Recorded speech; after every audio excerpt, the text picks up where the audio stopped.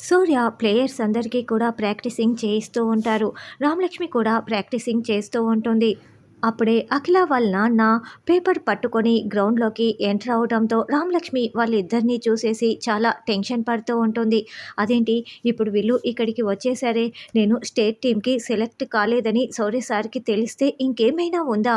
ఇప్పుడు ఏం చేయాలి? అని రామలక్ష్మి చాలా టెన్షన్ పడుతూ ఉంటుంది. వాళ్ళకి ముఖం చూపించకుండా రామలక్ష్మి దూరంగా ప్రాక్టీసింగ్ చేసుకుంటూ ఉంటుంది.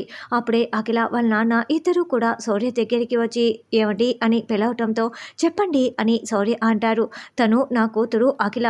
తను స్టేట్ టీమ్‌కి ప్లేయర్‌గా సెలెక్ట్ అయ్యింది అని చెప్పటంతో అవునా రామా ఇలా రా అని శౌర్య పిలుస్తాడు. అప్పుడు రామలక్ష్మి భయపడుతూ శౌర్య దగ్గరికి వస్తుంది. అప్పుడే అఖిల వాళ్ళ నాన్న ఇద్దరు రామలక్ష్మిని చూసేస్తారు.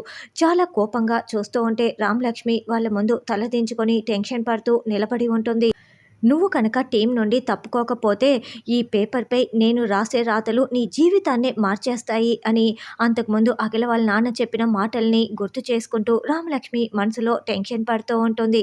అయితే ఇంటి దగ్గర రామలక్ష్మిని ఆ 5 కోట్లు ఎక్కడి నుంచి తీసుకువచ్చావు? నువ్వు నిజం చెప్పకపోతే నేను ఇంట్లో నుండి బయటికి వచ్చేస్తాను.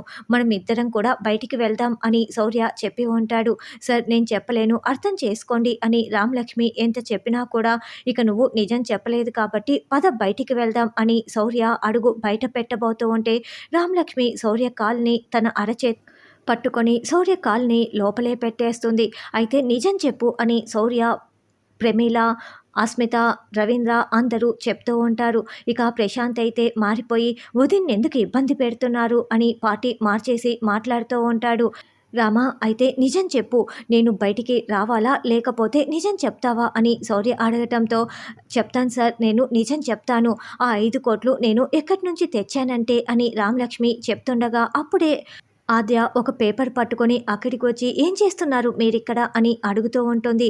సరే ఎందుకు వచ్చావు ఆద్య అని శౌర్య అడగటంతో నేను ఒక ముఖ్యమైన విషయం మాట్లాడాలి లోపలికి వెళ్దామా అని ఆద్య అంటుంది.